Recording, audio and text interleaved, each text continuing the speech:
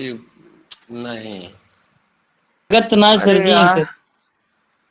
हाँ आवेश, good morning. आवेश लगवा लिए हैं वैक्सीन और हो गई है दिक्कत, लेकिन आवेश सही हो जाएगा, चिंता ना करिए ना। हम भी बीमार थे, हम तो तीन तीन ठो पैरासीटामॉल खाए थे तब आराम हुआ था उस दिन। लगभग 48 नहीं घंटे सर, में तीन तीन ठो। हाँ दवाइयाँ खा रहे हैं, कोई इम्प्रूव नहीं हो रहा है। चिंता मत करिए, बस बार बार होके सोचबा तब दिक्कत हुई। तभी सर क्लास आपका ले रहे हैं ना। हाँ क्लास मतलब कुल मिला के इधर उधर भूलवाते रहो, एकदम वो मत सोचना कि कुछ हुआ है ऐसा वैसा, तब दिक्कत होगा अगर ठीक है सर, सोचोगे तो। कुछ नहीं होगा सर। सोचना नहीं है, ठीक है सोचना सर। नहीं है, बिल्कुल सही हो जाएगा। अरे ना सही हुई तो हम आई ना हो, जबरी सही कराएंगे। ठीक है सर। एकदम चिंतित नहीं होइएगा, बस यही कहना है मेरा।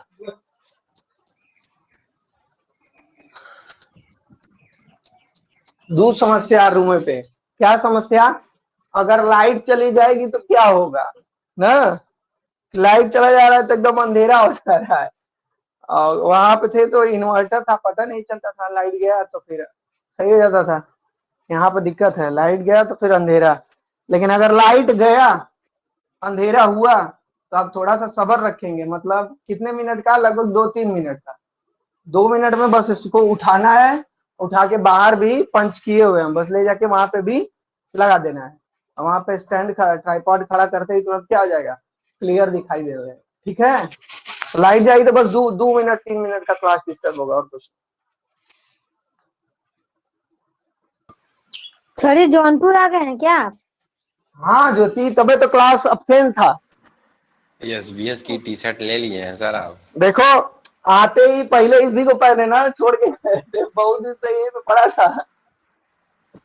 आते ही पहले इसी को पकड़े, कहाँ है कहाँ है कहाँ है, तो दोनों ही को साफ था, धोना नहीं था। ठीक है, मतलब जौनपुर आ कोचिंग गए हैं। वहाँ पे पढ़ा रहे सर जी, जहाँ मतलब कोचिंग चलती थी? नहीं, रूम पे है जी अपने। कोचिंग पे कैसे जाएंगे पढ़ाने, कोचिंग कहाँ अलाउ है अभी? अभी अलाउ नहीं है जी। एक तो अभी इंटर वाले एकदम खुश हैं, पता है क्या है कि प्रमोट हो गए हैं सब। जो 11 नहीं, इंटर वाले कम खुश हैं, उनसे ज्यादा खुश हैं जो 11th में सब थे ना, 11 में सब दोहरा के पढ़ रहे थे, एक बार का सब लटक चुके थे। तो बहुत खुश है, काले से कुल मिठाई उठाई लेके अलन, एक दो जने खिलाया उलाया काली का। तुम लोग में कोई इंटर नहीं ना था? सर जी सौरभ। सौरभ, एक कल कोई फीस भेजा था क्या? स्क्रीनशॉट नहीं भेजा, हमको पता नहीं चला। कोई 200 रुपया कोई मेरे अकाउंट में भेजा है, हमको पता नहीं है कौन भेजा है, तो बता दो तो अच्छी बात है, नहीं तो कोनो बात नहीं, वो हमारा हो जाएगा, पता ही नहीं चलेगा कौन भेजा है। कौन भेजा था जी? लिखा हुआ दिखाई दे रहा है ना साहब साहब? देखो, साफ दिखाई दे रहा है। अरे आज भर क्लास में थोड़ा थोड़ा सा बता दो, फिर हम खुदे जब मेंटेन हो जाएगा तो कोई दिख रहा दिक्कत है नहीं सर, होगा। क्लियर दिख रहा है। हाँ ठीक है, तो आवाज क्लियर जा रही है ना स्तुति? हाँ सर क्लियर है। अब कहाँ से कीड़ा पकड़ ली थी जी? सर कीड़ा नहीं पकड़े थे, वो घर में आ गया था किचन में। अरे यार बड़ा बड़ा सांप था यार, वो तो काट उठ लेगा तो सर फिर। कोबरा था, कोबरा। मतलब सांप बड़ा बड़ा बोल दिया तो कोबरा। अच्छा ज्योति, इधर कोबरा देखने को मिलेगा सांप? सर डेढ़ा रहा होगा। 3 दिन वो पहले खुदे भी हमारे घर निकला था, हम झूठ नहीं बोल रहे हैं। तो देख कोबरा। लीजिए सर। हाँ सब सभी अंकल लोग सब लोग खड़े थे, मतलब क्योंकि वहीं पे पशु बांधे जाते हैं ना सर जी, तो उसे निकालना जरूरी था। बहुत बड़ा अरे था सर भाई, जी, एक तो पूरा सर तब सांप जो ही निकल गया था, इतना मोटा लग रहा था पूरे, मतलब एकदम पूरा खड़े एक सांप को ऐसे निकल गया था। तब जब लोग सब उसको मारने लगे पूरा, मतलब कि एकदम वो एकदम मरा जैसे हो गया था, जिसको निकला था एक सांप को सर जी। ये अब जौनपुर हमें ना आवल जात रहा हमारे मकाने कोई ना अकेले अब खेत आया में था, है मेरा मकनवा, खेत में है। सर आया था आपसे मिलने। पीछे उसके त्रिशूल जैसे बना था सर जी। अरे यार तब तो वो महादेव। ऐसी बात नहीं है, लोग कहते हैं वही वैसे को कोबरा जैसे था, तो सर कह जी रहे जब थे कोबरा निकलेगा नहीं। सर जी हाँ जब निकलेगा बताइएगा, लाठी लेके आएंगे। ये हम बात नहीं जब ले कर। एक बात तब ले, सर लेकिन निकलेगा दिक्कत नहीं तो होगा इधर। यहाँ खेतवा में खुद नेवला टहलता रहता है, हमारे यहाँ सांप नहीं आएगा। सर जी तो देखो डर सर नेवला टहलता निकलेगा तो रहता बता दीजिएगा, मेरे पास सांप वाले का नंबर है, अभी आया था उस दिन। है। ये सर जी यार सांप परेशान वाले का एकदम। नंबर तो तब बताएंगे जब जिंदा रहेंगे तब ना। अरे सर सर जी आप जिंदा परेशान रहेंगे क्यों एकदम। नहीं रहेंगे। अब भूपेंद्र कल यहाँ एक डांस लगाए थे तो लड़का बड़ा मस्त डांस कर रहा था, वो गजब।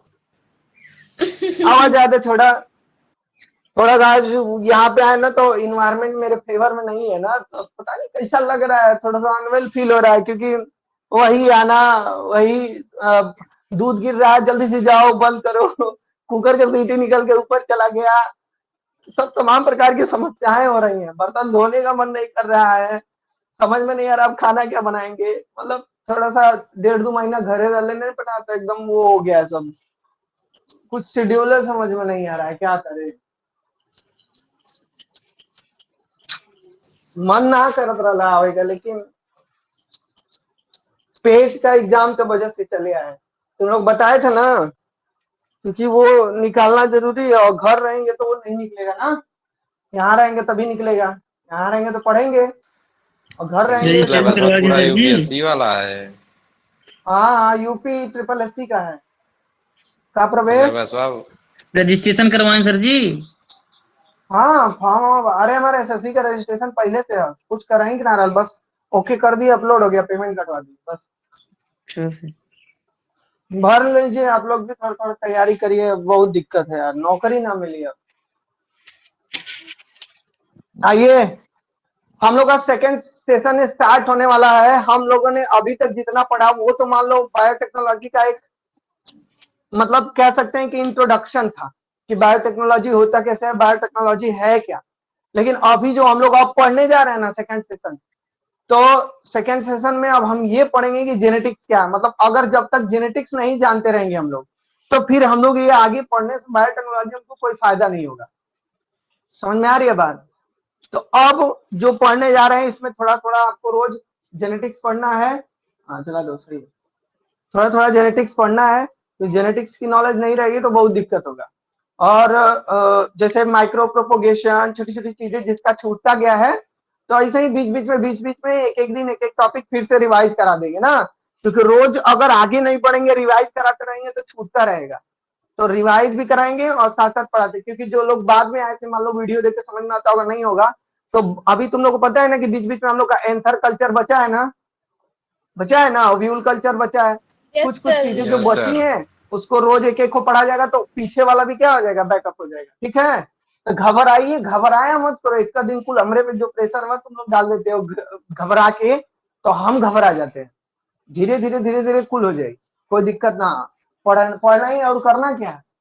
ठीक है, सर तो जी पेपर तो मालिकुलर देना नहीं है।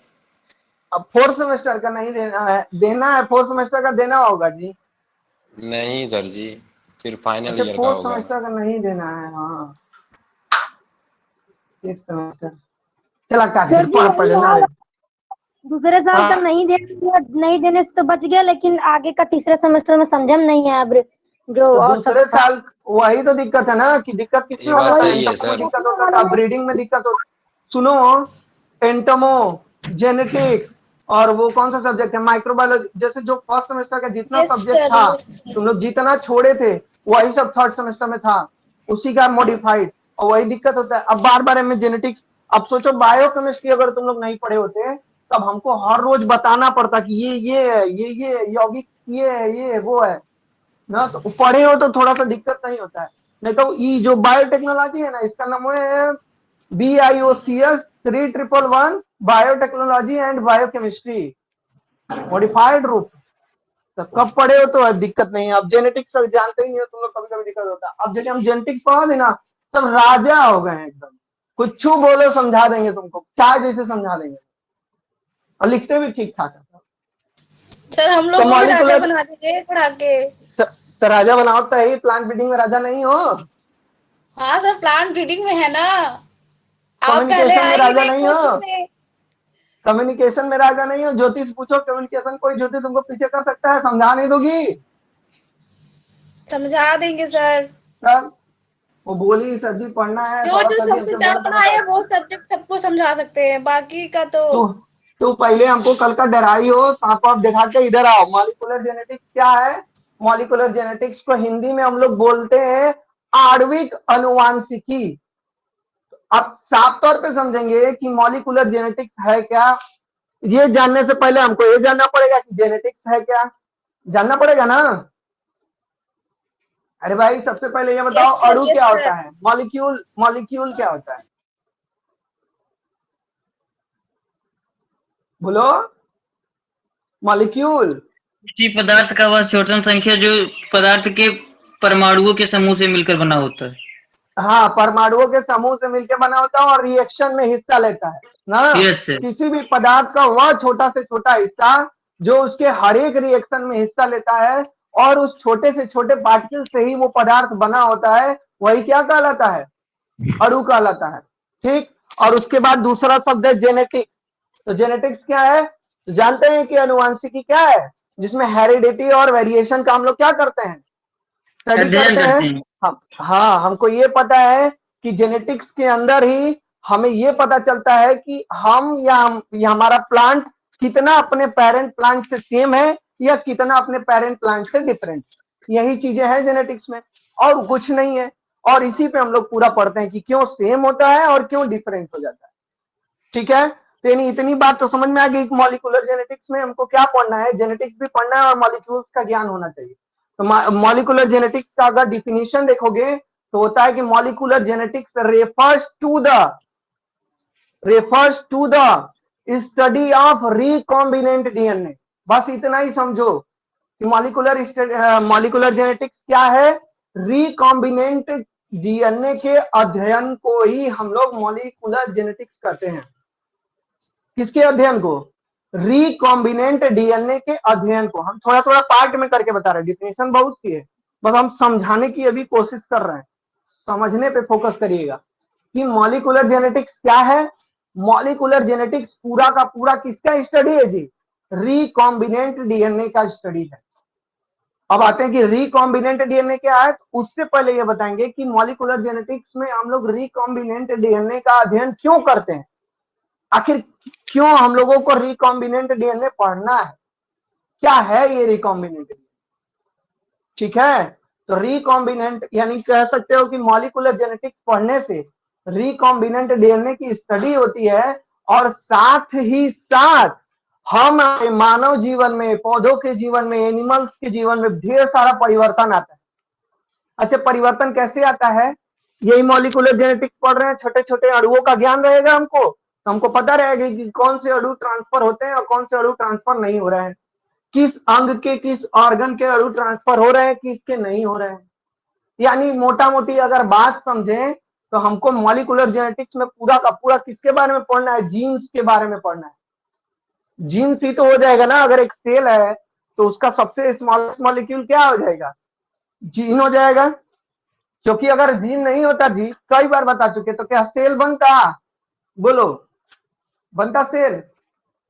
No sir. जा भाई बढ़िया जा, अब तक खेल हो ही गया है, कीड़ा उड़ा तो छूट नहीं रहा है ना। ठीक है जाओ, अब अकेले हो गए। वो गया आया था, क्यों बोल रहे हैं?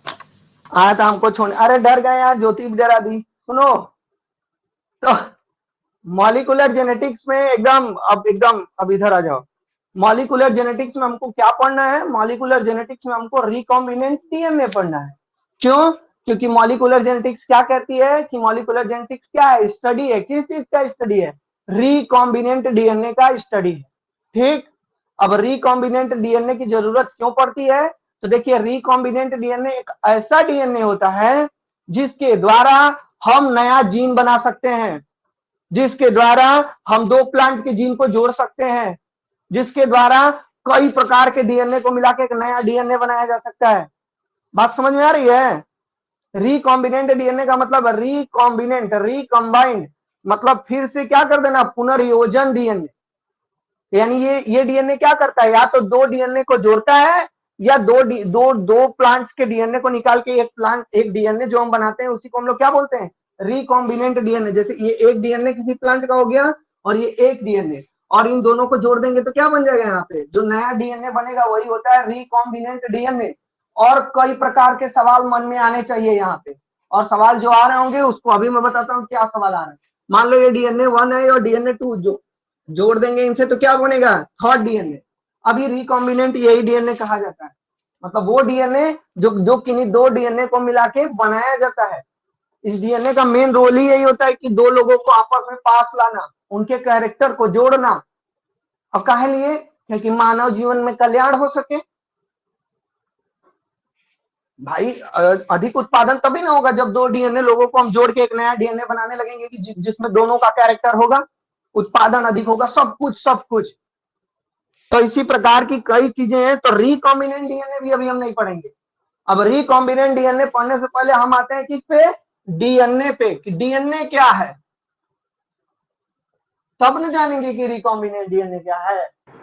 अभी सबसे पहले मॉलिक्यूलर जेनेटिक्स। मॉलिक्यूलर जेनेटिक्स क्या है, ये आधार है, बेस है किसके स्टडी करने का, रिकॉम्बिनेंट डीएनए के स्टडी करने का। तो रिकॉम्बिनेंट डीएनए क्या होता है, ऐसा डीएनए होता है जो दो डीएनए से मिलकर बना होता है और मानव जीवन के कल्याण के लिए क्या है भैया, बहुत बढ़िया है। इसके द्वारा हम किन्हीं दो प्लांट्स को जोड़ सकते हैं, जोड़ ही रहे हैं ना, इनका गुण जोड़ के बना रहे हैं तो उनको जोड़ ही दिए। ये रिलेशनशिप बढ़ाता है प्लांट्स के बीच में,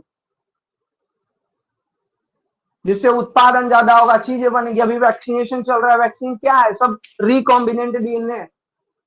कोरोना का पार्टिकल्स वो पार्टिकल्स लेके बनाएंगे, अभी हम बताएंगे कैसे बनता है रिकॉम्बिनेंट डीएनए। लेकिन उससे पहले हम आते हैं सबसे पहले डीएनए पे, कि डीएनए क्या है, what do you mean by DNA. आप लोग क्या जानते हैं डीएनए के बारे में, बताइए फटाक से। डीएनए क्या है, डीएनए डीएनए सर हम बताएं? हाँ बतावा, जिसको है वो सर, बताए। रुकिए सर हाँ। जी 1 मिनट। ला कहे, सबसे पहले तो इसका पूरा नाम है डीऑक्सीराइबोन्यूक्लिक एसिड, हाँ वेरी गुड। जो विभिन्न प्रकार के प्रोटीन से मिलकर बना होता है। Very good. और बस इतना बहुत है। और कोई, और अब ये दो चीज नहीं बताना है, और कोई कुछ एक्स्ट्रा और डीएनए के बारे में जानता है ना? सर डीएनए एक मतलब कि लॉन्ग मॉलिक्यूलर चेन होती है हाँ, और वो हमारे बॉडी में डेवलपमेंट और फंक्शनिंग के लिए होती हम है। वर्क नहीं पूछ रहे हैं, वर्क नहीं पूछ रहे हैं, हम पूछ रहे हैं डीएनए क्या है। सर डीएनए एक कॉम्प्लेक्स मॉलिक्यूल है जिसमें जो है कि हाँ बोलो सर बोलो। डीएनए एक जेनेटिक मटेरियल है। हाँ जेनेटिक मटेरियल, चला एक बात और अब बताओ तुम लोग डीएनए के बारे में कितना बता सकते हो, बताओ।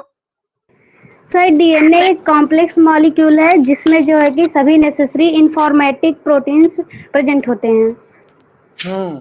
और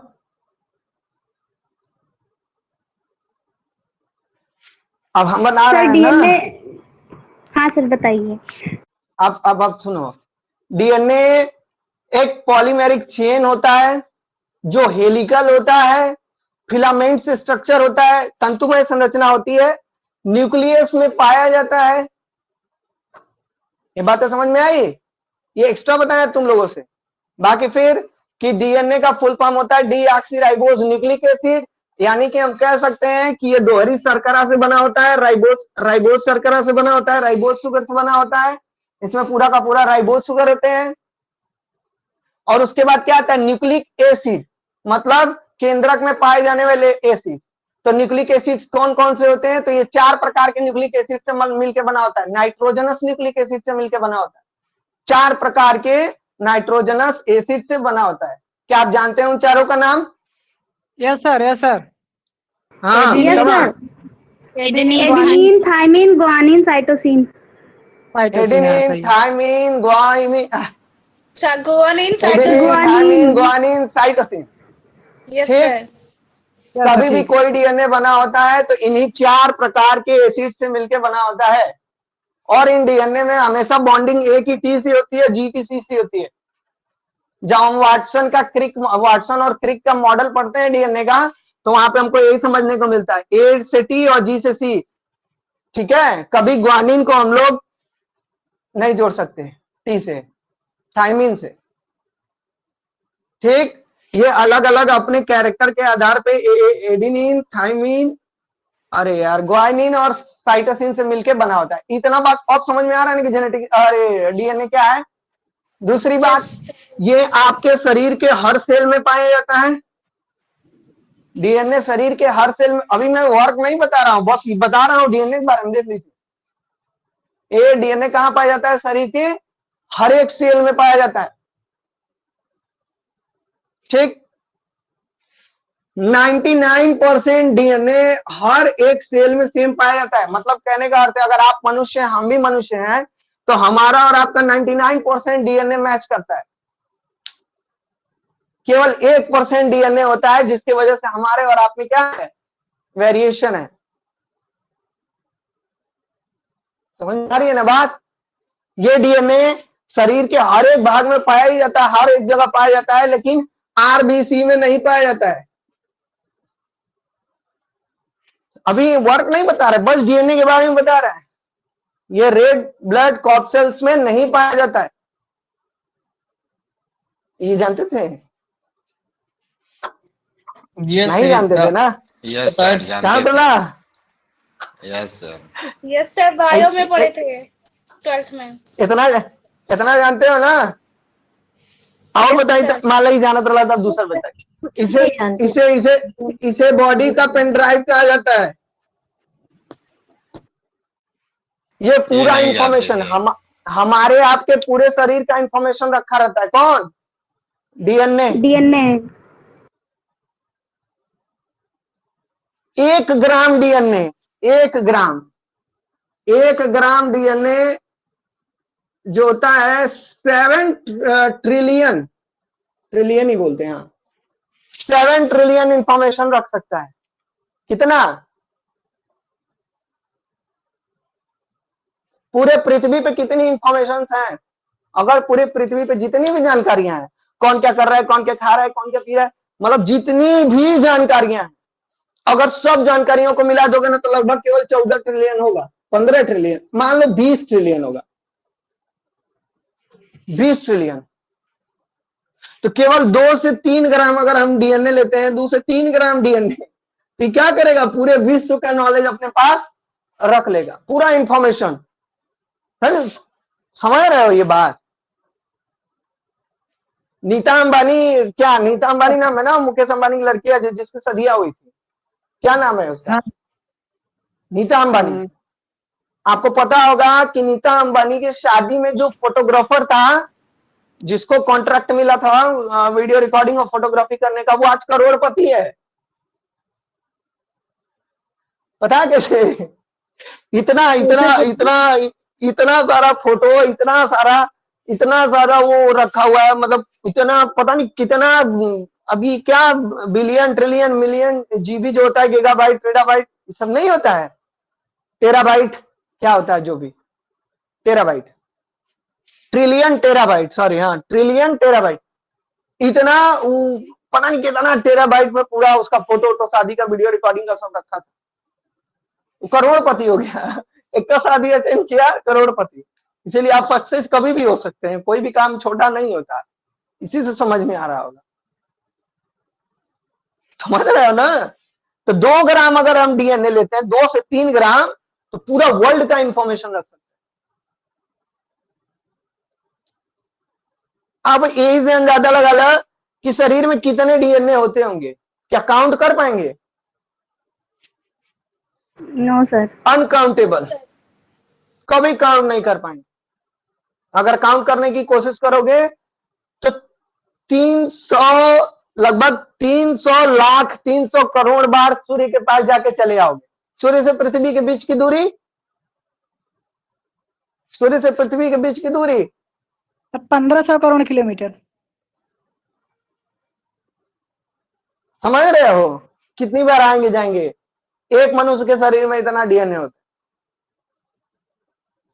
है। ये है कुछ डीएनए की जानकारियां, ये होता है डीएनए। अब सोचो 99% हमारे में वही डीएनए जो आप में डीएनए, अंतर कितने पे है? 8%। तो ये कुछ जानकारियां हैं डीएनए के बारे में, इतना इतना हमको डीएनए के बारे में जानना पड़ेगा कि ये डीएनए वास्तव में है क्या। अब आते हैं इसके कार्य पे। आपको पता है कि डीएनए का क्या कार्य है? क्या कार्य है? हेरिडिटी को ट्रांसफर करना, पैरेंट टू प्रोजेनी। ना पेरेंट टू प्रोजेनी। अगर हम मनुष्य हैं तो पापा के वजह से, भाई उनके डीएनए मम्मी के डीएनए हमारे में आए हैं तो फिर हम, यानी ये क्या करता है? इंफॉर्मेशन को ट्रांसफर करता है।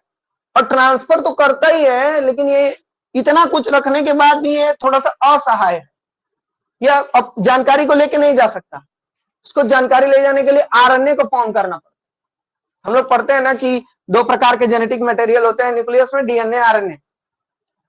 अब आरएनए कुछ है नहीं, आरएनए को कौन फॉर्म करता है? डीएनए फॉर्म करता है। ले जो भाई हमारा सब इंफॉर्मेशन उस जनरेशन में लेके चलना है, पीठ पे बिठा लो, तो बैठा के लेके जाता है। आरएनए कुछ नहीं है, आरएनए में कुछ, आरएनए मतलब जीरो, ट्रांसपोर्टेशन का कार्य करता है सिर्फ। बस जो हम कहेंगे यही करेंगे। हाँ हाँ। अरे यार कौन फोन कर दिया?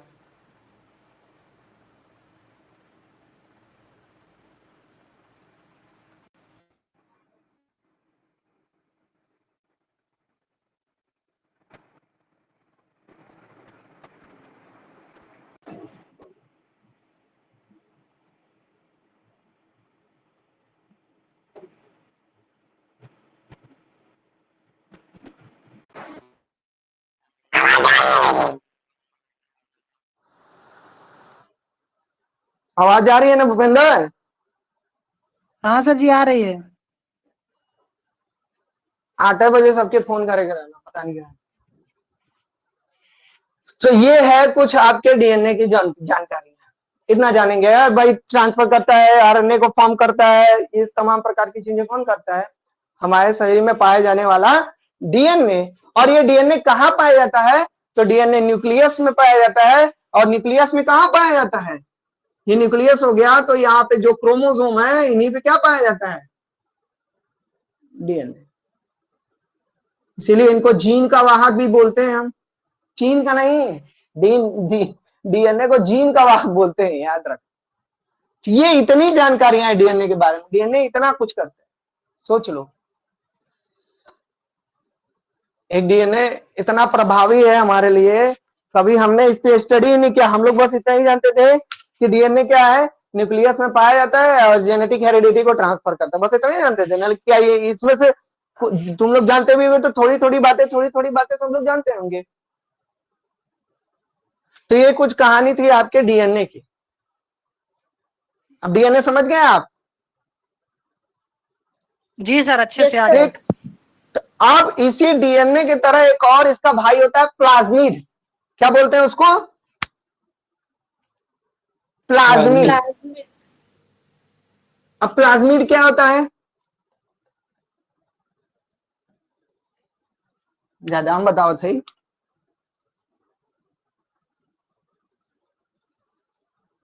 प्लाज्मिड भी एक प्रकार का डीएनए होता है, बट इसमें डीएनए जैसी कोई क्वालिटी नहीं होती है।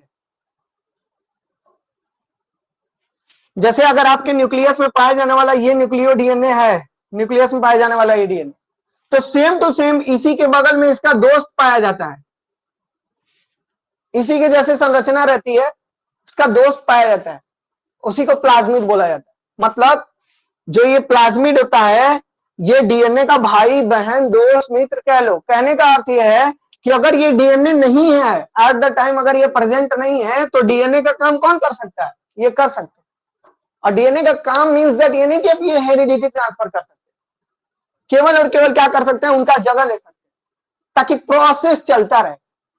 तो प्लाज्मिड कब हेल्पफुल होता है? जैसे जब माइटोसिस मियोसिस का डिवीजन चल रहा है, कोशिका विभाजन चल रही है, और वहां पे अगर डीएनए अब्सेंट होने लगता है तो वहां पे रोल में कौन आ जाता है? प्लाज्मिड। प्लाज्मिड के आने से और सब जितने भी क्रोमोसोम है वो सब वर्क कर रहे होते हैं। बस ये नहीं होता कि इनके डीएनए, न्यूक्लियस डीएनए के ना होने की वजह से काम रुक जाए। तो प्लाज्मिड क्या आता है? सेम टू सेम डीएनए का रूप है। हाँ बोला सर जी, आप बोले कि इसमें प्लाज्मिड में डीएनए का कोई गुण नहीं होता, तो उसका काम कैसे करेगा सर जी? तो बतावत है, खाली वहां प्रेजेंट रहेलन। अच्छे दुल्हा जैसे सबल्ला जानते हो? तरीके से हाँ क्या क्या बोल रहे थे, सुनाई नहीं दिया। दो तीन लोग एक साथ बोलेंगे तो कहां से आवाज आएगा? बोला जा, फिर रोक दिए सब, अब बोल भी नहीं रहे। सर जी आप क्या पूछ रहे हैं, आप पूछिए। हम पूछ रहे हैं दुल्हा और सहबल्ला जानते हो? हाँ दुल्हार वाला। हाँ बल्हा वही सहबल्हा हम लोग। यस सर, यस तो सर। जो दुल्हा होता है सदिया कौन करेगा? दूल्हा दुल्हा करता है। लेकिन अगर इनके नींद आ गई सूद गिने तो वहां जगह पे क्या बैठ सकाला? हाँ वाला बैठ सकता है। वाह, वास्तविकता तो यही है कि सहबल्ला को हम लोग बैठा सकते हैं। और अब क्या हो गया, ट्रेंड बन गया है कि 3-4 ठो बन के जाते हैं। और गलती ये होती है कि दूल्हे की गाड़ी में जाते हैं। लेकिन अगर मान्यता देखो पहले का, तो जो बल्हा जो तुम लोग कह रहे हो, हमारे कहने का मतलब है छोटा वाला दूल्हा, हम लोग के यहाँ सहबल्ला बोला जाता है। तो जो सहबल्ला होता है वो पहले ही चला जाता था शादी में। समझ में आता है? पहले बस उससे बारात जाए ना, जाम होम लग जाता था, दूल्हा उधर ही रह जाता था। तो जो द्वार पूजा का काम होता था वो सहबल्ला पे हो जाता था। लेकिन अब ट्रेंड में दूल्हे की गाड़ी में जाएगा, उसका कोई मतलब नहीं है। बस एक का काम है सवेरे बस माला पहन के और वो काउंट करना मिलेगा सर। और कोनो काम। क्या कि रात भर तो सो जाते हैं सब, पता नहीं चलता है। उसका जो बड़ा भाई होता है वो टोपी पे निकाल के लगा देता है। यही नहीं भाई, असली तो बस टोपी का है, टोपी जो पा गया वो हो गया। तब देखा क्या कहते हैं रितेश कि ये डीएनए का काम नहीं करता प्लाज्मिड। बस डीएनए अगर एब्सेंट हो रहा है या डीएनए में कोई कमी आ रही है तो उसके जगह पे प्लाज्मिड लिया जाता है। अब रितेश तो के समझाई कि कबक सजी क्या है, ऐसे नहीं। तो बाबू अगर ऐसा नहीं होता, अगर प्लाज्मिड नहीं होता ना, तो ये जो रेमडेसिविर इंजेक्शन सुनते हो, रेमडेसिविर इंजेक्शन सुन रहे होगा ना इस टाइम पे, बहुत एंटीवायरल इंजेक्शन है। जी सर तो जी। ये रेमडेसिविर इंजेक्शन में यही किया जाता है, प्लाज्मिड पे आरएनए की चेन फॉर्म कर दी जाती है। और इतनी सारी चेन फॉर्म कर दी जाती है ना कि जो वायरस होता है वो समझ ही नहीं पाता कि हम अपना चेन फॉर्म कर रहे हैं कि दवा कर रहे हैं। तो नकली चेन फॉर्म करने लगता है। तो वायरस अपना काम कर रहा होता है, वो डीएनए है ना वायरस, वो अपना काम कर रहा है, खुश है कि हम बीमारी फैला रहे हैं, रिप्लिकेट कर रहे हैं खूब ढेर सारा। लेकिन उसको ये नहीं पता कि इंजेक्शन जो लगा वो नकली वाला बना रहा है। तो वायरस समझता है कि ये सब तो मेरे बच्चे हैं, लेकिन वो बनाया कौन रहता है? रेमडेसिविर बनाया रहता है ढेर सारा उसी की तरह क्लोन, जिससे कि इन्फेक्शन फैलता नहीं है बॉडी में। वही सब बने रहते हैं रेमडेसिविर वाले। वायरस वाला सोचता है कि हम बना रहे हैं, और साथ साथ वो वायरस से बनने वाले उनको किल करता रहता है। तो प्लाज्मिड यही है, अगर डीएनए नहीं है तो प्लाज्मिड उनके जगह पे काम कर सकता है। इतना हमको जानना है। और अब अगर आते हैं बात की प्लाज्मिड की मात्रा ज्यादा कहां पे पाई जाती है, तो जितने भी प्रोकैरियोटिक बैक्टीरियल जीव होते हैं, प्रोकैरियोटिक या कह लो कि यूनिसेलुलर भी जो होते हैं। यूनिसेलुलर जानते हो ना? अरे भाई यूनिसेलुलर कौन होता है, कौन सा चीज? हाँ bacteria. Yes sir, paramecium bacteria, हाँ यूग्लिना, ये सब क्या है? यूनिसेलुलर। एक कोश की। जैसे जो एक कोश की जीव होते हैं उनमें प्लाज्मिड का ज्यादा रोल होता है। वो यूग्लिना क्यों? पैरामीशियम में कोश की है, लेकिन वो प्रोकैरियोटिक नहीं है वो प्रोकैरियोटिक नहीं है, वो यूकैरियोटिक प्रोकैरियोटिक वो यूनिसेलुलर बताया है बस। वो कोई बोला यूनिसेलुलर का, हमारे कहने का अर्थ यही है कि या तो प्रिमिटिव जो जीव है वो, या तो जो एक कोशिकी है वो, उनमें प्लाज्मिड का ज्यादा रोल होता है। और ये है कौन? यही 3 ठो। कौन? माइक्रोब्स। यही 3 माइक्रोब्स ही तो है, यही तो ज्यादा देखने को मिलते हैं ना, यूनिसेलुलर और प्रोकैरियोटिक। मनुष्य थोड़ी है प्रोकैरियोटिक। सर जी हम लोग प्लाज्मिड हाँ। को ऐसे देख सकते हैं? नहीं, प्लाज्मिड को हम लोग देख नहीं सकते। हम जब किसी बैक्टीरिया की सेल को तोड़ेंगे तब वहां पे हम प्लाज्मिड को देख सकते हैं। बिना सेल डिवीजन के टाइम पे नहीं देख सकते, ऐसे नहीं दिखेगा। जब सेल डिवीजन हो रहा होता है तभी दिखाई देगा। माइक्रोस्कोप ये से हमको बस देखते हाँ हाँ, अरे तुम ऐसे तो डीएनए निकाल नहीं सकते बॉडी से, लेकिन निकाल रहे हैं ना। अब धीरे धीरे टेक्नोलॉजी बढ़ेगी तो हम लोग कुछ भी कर सकते हैं, तो सब हम लोग के ऊपर है, हम लोग क्या नहीं कर सकते। तो ये 2-3 चीजें थी हमको जो बताना था, क्योंकि आगे इनका काम आने वाला है। ठीक है, इनका आगे जाके काम आने वाला है। ठीक, तो अब आते हैं हम लोग अपने हेडिंग पे, जिसका नाम है रिकॉम्बिनेंट डीएनए। अभी तक तो हम लोग समझ रहे थे मॉलिक्यूलर जेनेटिक्स क्या है, तो पूरा का पूरा स्टडी है किसका? रिकॉम्बिनेंट डीएनए का। क्यों? क्योंकि मॉलिक्यूलर जेनेटिक्स में क्या किया जाता है? रिकॉम्बिनेंट डीएनए बनाया जाता है। मतलब छोटे छोटे अणुओं को जोड़ के एक ऐसा अणु या एक ऐसा डीएनए बनाया जाता है जो मानव जीवन के कल्याण के लिए ना, मेडिसिन के लिए, ये सब चीजें बनाने के लिए क्या होता है? हेल्पफुल होता है। तो उसमें हम लोग आए रिकॉम्बिनेंट डीएनए क्या होता है। तो रिकॉम्बिनेंट डीएनए क्या होता है? जब 2 डीएनए को मिला के एक डीएनए बनाते हैं तो वो रिकॉम्बिनेंट डीएनए होता है। या 2 डीएनए की वजह से एक कोई नया डीएनए बनाया जाता है, इसको रिकॉम्बिनेंट डीएनए बोलते हैं ना। सर किसी को सिंपल रिकम्बाइंड करके ही डीएनए बनाया जाता है। सर जी सिंपल बोला। डेफिनेशन बोल हाँ सकते हैं कि कंबाइंड ऑफ 2 डीएनए इसका रिकम्बाइंड डीएनए। हाँ हो, हाँ। Recombinant DNA is the addition of 2 dissimilar type of DNA or similar type of DNA। 2 अलग अलग प्रकार के डीएनए को जोड़ के जो बनता है वही रिकॉम्बिनेंट डीएनए होता है। अब रिकॉम्बिनेंट डीएनए का महत्व समझेंगे, लेकिन उससे पहले समझा जाए कि रिकॉम्बिनेंट डीएनए है क्या। महत्व तो समझा ही रहे हैं।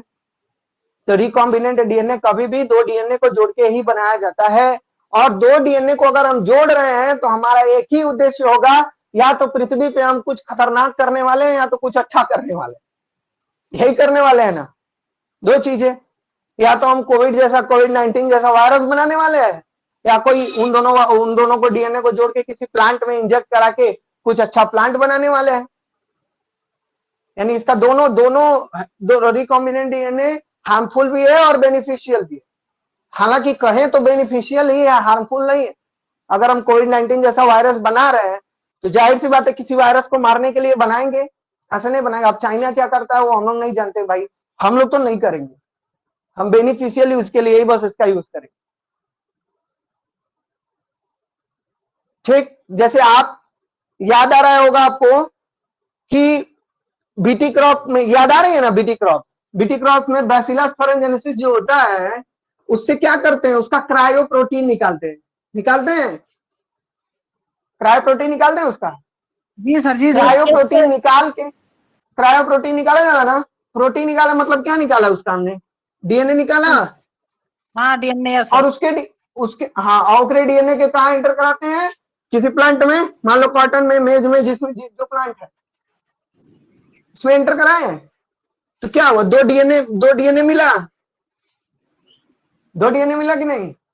हाँ हाँ और मिल वहीं गया। पे रिकॉम्बिनेंट डीएनए, और वही रिकॉम्बिनेंट डीएनए जब फॉर्म होता है तो उसी की वजह से उस पे क्या इंसेक्ट नहीं लगते हैं। पिंक वाल बॉम, ये सब जो इंसेक्ट है वो नहीं लगते, वो खाएंगे ही नहीं, उनको अच्छा ही नहीं लगता, मर जाएंगे खाएंगे।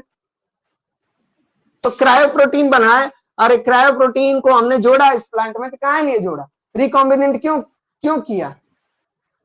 इसीलिए ना कि उत्पादन हमारा ज्यादा होगा, फसल में क्षति नहीं होगी। किया ना। अब किसी भी डीएनए को कैसे किसी प्लांट से निकाल लेते हैं, कैसे किसी प्लांट में जोड़ देते हैं, ये सब बातें जाननी है कि सर आखिर कैसे हमने बैसिलस थोरेनजेनेसिस से उसका क्रायोप्रोटीन निकाल लिया, कैसे निकला होगा सर? कैसे निकला होगा? या सर इसमें आया तो ऐड कैसे हुआ होगा? सर सब वो है, उनके लिए सब इंस्ट्रूमेंट है यूज किए जा रहे हैं, जो हाँ, ब्रीडिंग तो वही तो इंस्ट्रूमेंट है। पढ़ना है, वही पढ़ना है। तुम्हारे सिलेबस में बहुत छोटा सा दिया है रिकॉम्बिनेंट डीएनए, बस जानना है कि रिकॉम्बिनेंट 2 डीएनए को जोड़ दिया रिकॉम्बिनेंट डीएनए, बस। उसके बाद तुरंत आगे बढ़ गया है कि रिकॉम्बिनेंट डीएनए, अरे सॉरी, कैसे जीन ट्रांसफर करते हैं, बस। अरे पहले जीन बनाए ये तो सीखना चाहिए ना हमको कि जीन वो बनाए कैसे, तो वही जीन बनाएंगे कैसे, वही डीएनए बनाएंगे कैसे। अच्छा, हम कभी कभी डीएनए को जीन जीन बोल रहे हैं, इससे कोई दिक्कत है किसी को क्या? ना किसी को ऐसा लग रहा है क्या कि नो तो सर, अलग अलग चीज है? No sir. No sir, gene ऐसा तो अलग अलग डीएनए का ऐसा नहीं ना लग रहा है? मतलब हाँ, जीन क्या है? डीएनए का सेगमेंट है, उसी के पार्ट को बोलते हैं, कोडेड सेगमेंट उसी का ऑफ हिस्सा। DNA gene. अब तुम ही बताओ, अगर किसी डीएनए को अगर हम कहीं लेके जाना चाहते हैं, जीन को लेके जाना चाहते हैं, तो बिना न्यूक्लियस के लेके चले जाएंगे जी? अरे सॉरी, हाँ, बिना क्रोमोसोम के लेके चले जाएंगे, जिस क्रोमोसोम पे है वो बिना उसको छोड़ के ऐसे निकाल के लेके चले जाएंगे? नहीं लेके जाएंगे। नहीं नहीं ले लेकिन जा पाएंगे। ऐसा करेंगे तो नो सर। क्रोमोसोमल एब्रिएशन हो जाएगा, वो जाएगा ही। तो अब वही समझना है हमको कि रिकॉम्बिनेंट डीएनए हम तैयार कैसे करते हैं, क्या प्रोसेस है हमको रिकॉम्बिनेंट डीएनए तैयार करने की, क्या प्रोसेस है? How to prepare a recombinant DNA, provide the process.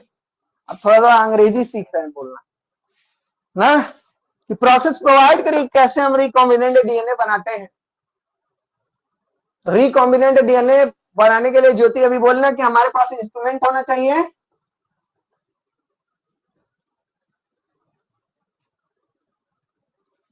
तो रिकॉम्बिनेंट डीएनए बनाने के लिए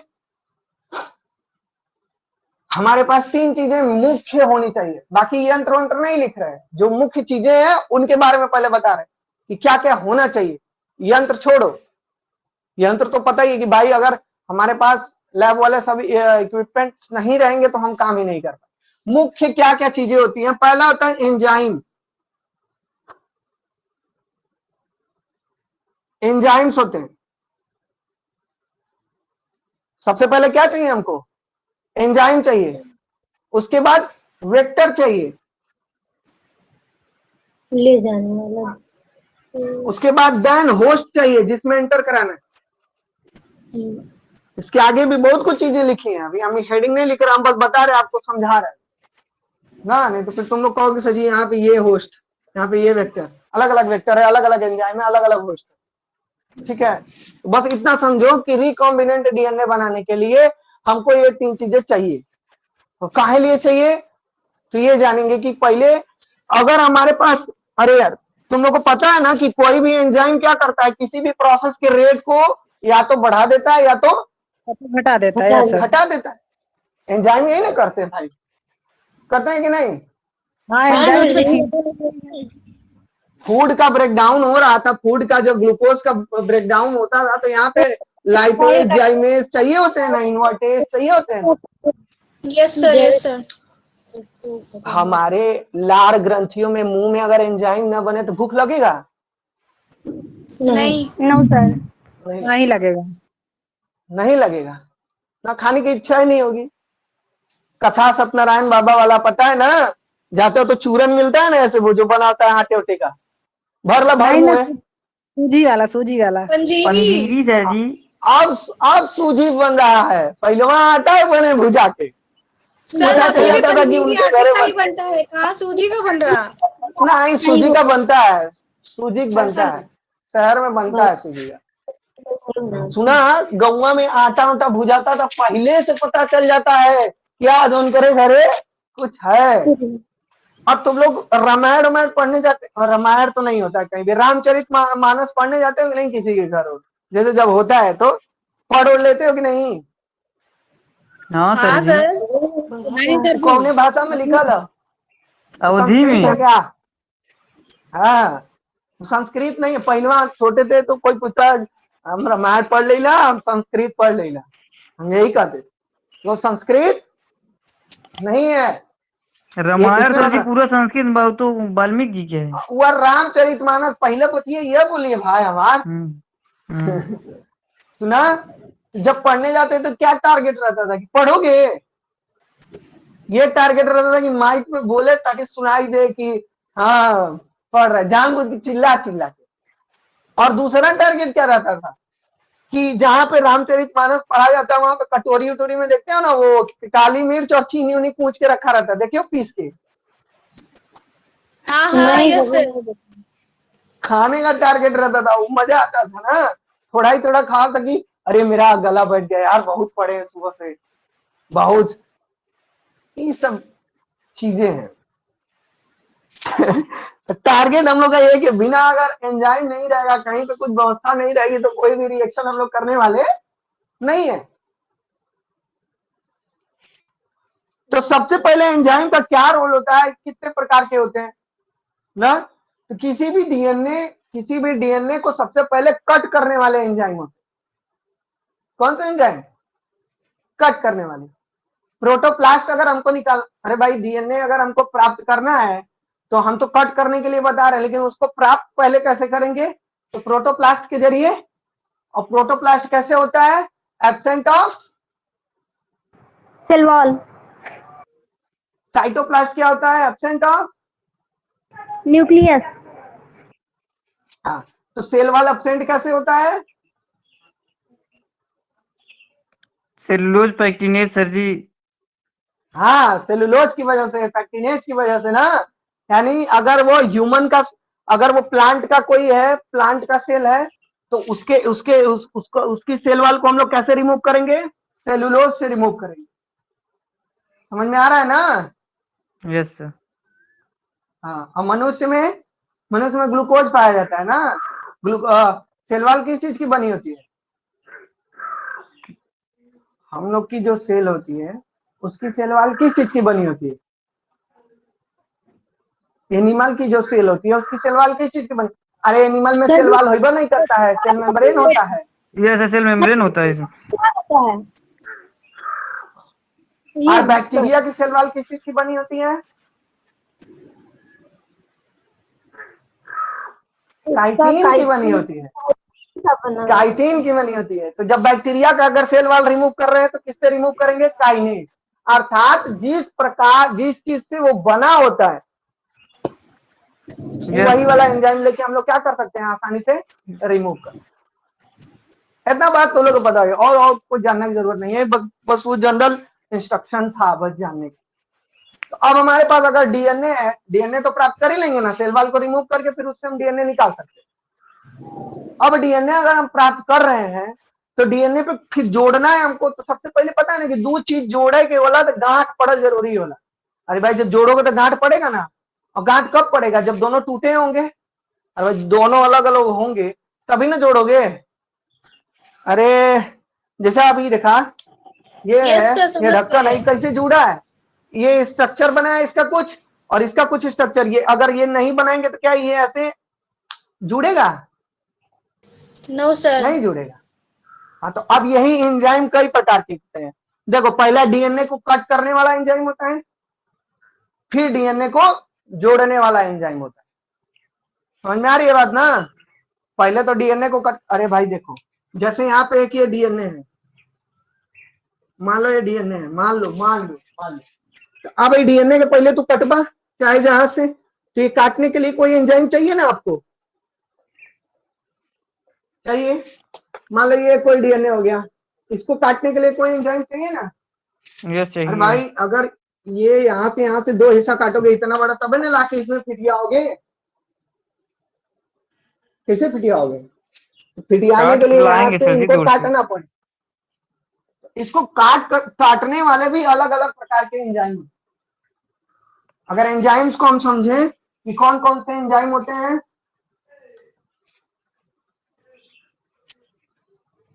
एक होता है लाइगेज एंजाइम। Ligase enzyme. उसके बाद होता है क्लीविंग एंजाइम।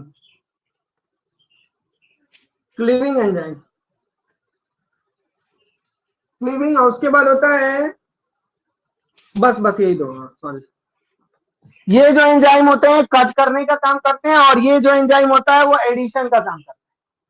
पहले अगर दो अलग अलग हैं ये डीएनए, तो ये दोनों लोग के काटे के, तो ये दोनों लोगों को काटने के लिए कौन एंजाइम काम में आता है? Ligase enzyme. अब वो अलग अलग प्रकार का अभी उसमें एंटर कर रहे हैं। सर हाँ हाँ सर बोलो। सर काटने वाला एंजाइम तो रिस्ट्रिक्शन एंजाइम होता है ना? हाँ रिस्ट्रिक्शन एंजाइम भी बोल सकते हैं, कोई दिक्कत नहीं है। आ रहे हैं सर अभी, उसके लाइगेज टाइम पे एंजाइम आएंगे तब हाँ बोलो बोलो बोलो। हाँ बोलो। सर लाइगेज एंजाइम तो जोड़ने के लिए होता है ना? नहीं लाइगेज एंजाइम काटने के लिए अलग। अरे लाइगेज, एक मिनट रुको, एक मिनट रुको, एक मिनट भाई, तुम लोग को कंफ्यूजन हमको दूर करना, एक मिनट रुक जाओ। ये GE केवल लिख रहा है, लिखा बहुत चमक रहा है। हाँ बोल्ड पे ना। हाँ ये क्या लिखा है बताओ? अरे सर पता नहीं क्या लिखे हैं, अचीविंग लिखे हैं, क्या लिखे हैं दिख ही नहीं रहा, चमक रहा है तो समझ में नहीं आ रहा है वो क्लीविंग है, बॉटल। क्लीविंग लिखे हैं जी, क्लीविंग। अच्छा सर सुनाई दे रहा है क्या आपको? सॉरी। हाँ नहीं, माइक थोड़ी बंद की है।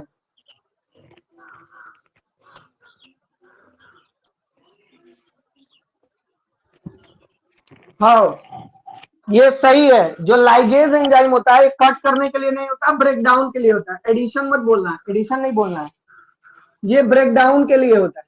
किसके ब्रेक डाउन के लिए? सेल वाल के ब्रेक डाउन के लिए।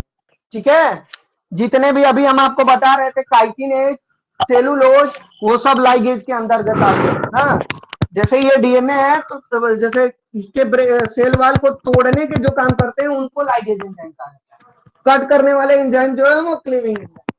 ठीक है, सही है ना? हो ये कंफ्यूजन नहीं होना चाहिए भाई, सर हमको थोड़ा सा कंफ्यूजन था, हम देख लिए। हाँ किसी का माइक ऑन है सर, उसको बंद करवा दीजिए। ये माइक ऑन किसका है जी? बंद कर लो। हो गया? देखो जी बात तो समझो, जितना भी हम बताएं ये लाइगेज जो एंजाइम होते हैं ब्रेक डाउन करने के लिए होते हैं। किस चीज को ब्रेक डाउन करने के लिए? सेल वाल को ब्रेक डाउन करने वाले एंजाइम। हम लोग वो थोड़ा सा मिसिंग हो गया हमसे। जो सेल वाल को तोड़ने वाले एंजाइम होते हैं उनको हम लोग लाइगेज एंजाइम बोलते हैं। जितना भी सेलुलोज, पैक्टिनेज ये सब बताए वाले एंजाइम होते हैं। अगर इनकी सेल वाल को तोड़ना है तो ये सबसे पहले किस एंजाइम का यूज करेंगे हम लोग? लाइगेज एंजाइम का। ठीक, अभी इसमें लिखवा उखवा नहीं रहा, में बस बता रहे ओरल। तो लाइगेज एंजाइम समझेंगे हम लोग कि ब्रेक डाउन के नाम से जाने जाते हैं, और जो क्लीविंग होते हैं ये कटिंग वाले होते हैं, ये कटिंग वाले एंजाइम। ठीक है जी, ये क्लियर हो गया ना? अब प्रीति कहाँ गई? प्रीति हाँ क्लियर सर। हुआ जी? हाँ यस हाँ। सर। आई अब इन्हीं को रेस्ट्रिक्शन बोला जाता है। कहाँ पे? जो इंडोन्यूक्लियस होते हैं उनको रेस्ट्रिक्शन एंजाइम बोला जाता है। अब बताओ थी, तो जो ये ब्रेक डाउन करने वाले तो एंजाइम हमको ब्रेक डाउन करेंगे? किसको किसको? इसी में भी आप बताए ना कि जो ये लाइगेज एंजाइम है वो ब्रेक हाँ डाउन के लिए, लाइगेज है। कटिंग के हाँ लिए, तो हाँ, कटिंग के लिए कैसे ब्रेक डाउन होगा? नहीं दोनों तो ब्रेक एक ही डाउन मतलब तोड़ना, और ये कटिंग मैंने काटना। तोड़ना काटना में अंतर है बाबू बहुत। तोड़ना मतलब किसी के चारों तरफ की किसी आवरण को आप हटा दे रहे हो, और कटिंग का मतलब क्या है? बस कट मार्क लगा रहे हो, पूरा उसको रिमूव नहीं कर रहे। समझ में आए बात? ब्रेक डाउन मतलब ये ऐसे एंजाइम है जैसे सेलुलोज, पेक्टिनेज, काइटिनेज, ये जो ऐसे एंजाइम है ये क्या करते हैं? किसी के भी चारों तरफ के सेल वाल को ब्रेक कर देते हैं, तोड़ देते हैं। पूरा सेल वाल को तोड़ दिए। ठीक, जैसे शीशा लगा है उस पर तुम ऐसे मुक्का मारी तो शीशा क्या हो गया? पूरा टूटता है, तो वो ब्रेक डाउन है। लेकिन अगर अभी देखो वो अब शीशा काटना है तो हीरा लेंगे, अगर हीरे से एक चीरा लगाते हैं उस पर तो ये क्या हो गया? कटिंग हो गया। तो जो सेल वाल को तोड़ने वाले होते हैं वो सब के सब लाइगेज एंजाइम, और कटिंग करने वाले क्या होते हैं? Cleaving enzyme. अब ये कटिंग वाले एंजाइम भी दो प्रकार के होते हैं। पहला होता है इंडोन्यूक्लियस और दूसरा होता है एक्सोन्यूक्लियस। अभी हम ये न लिखवा रहे हैं न विस्तृत पढ़ा रहे हैं, हम बस अभी इतना हमको जल्दी से बताना था, हम इसमें एंटर कर गए, वो मेरी गलती है, लेकिन क्या करें, एंटर करना पड़ता है ना। तो ये अभी बस हम बता रहे हैं। हाँ सर जी। सर जी सब काटे फाटेंगे तो जोड़ेगा कौन? एडिशनल एंजाइम जोड़ेंगे। अब्बा बताओ थी काहे घबराहट हुआ यार, पहले ई दूर समझ लेना तब ना लिख दे। हाँ सर जी हाँ।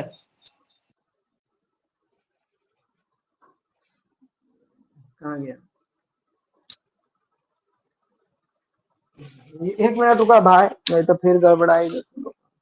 बोलो।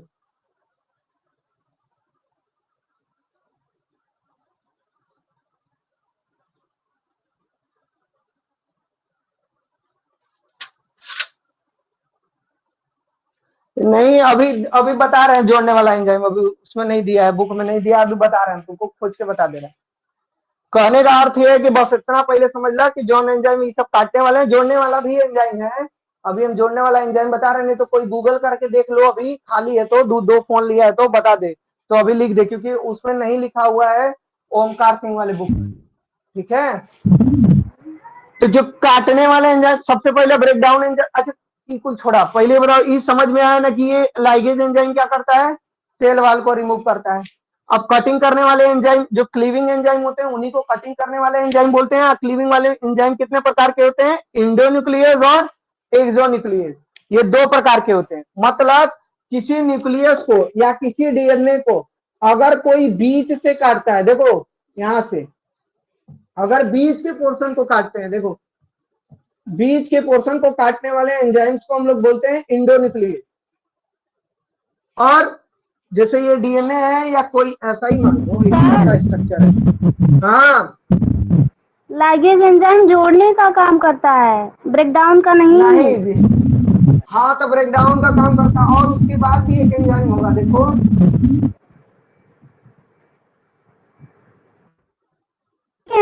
देखो देखो हो। अच्छा ठीक है, हम देख के बताए घबरा जी। सर देखा, ब्रेकिंग बस इतना समझो कि स्पेलिंग सुनिए, क्या क्या। LYASES। हाँ तो वो हम लिख दे जो समझना, LY। सर सुनिए, दोनों हैं। सर ये हम लाइगेज और लाइगेज दोनों। हाँ तो LY ASES। ASES, तो ये वाला क्या यस। करता है, जोड़ने वाला। नहीं सर, ये सब लिखा है ब्रेकिंग का काम। आई वाला जो ये ब्रेकिंग वाला, और जो हम ऊपर लिखे हैं ये कौन सा वाला है। सर ये बता रहा है कि सर हम पढ़ के बताते हैं। Ligases enzyme is also called synthetases. These enzymes catalyze the formation of different bond. मतलब सर ये कैटालाइज करते हैं फॉर्मेशन ऑफ डिफरेंट बॉन्ड को।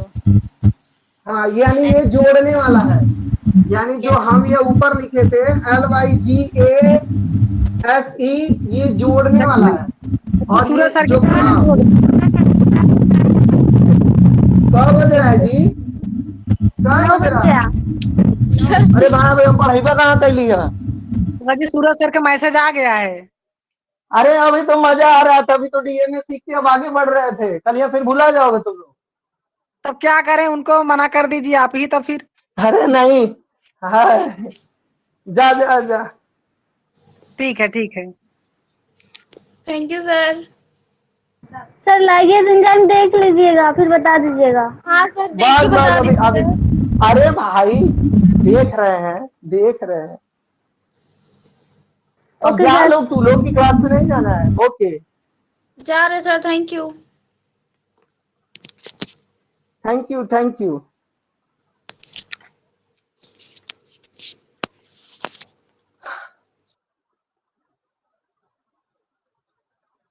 दीपांजलि क्लास नहीं जाना है क्या।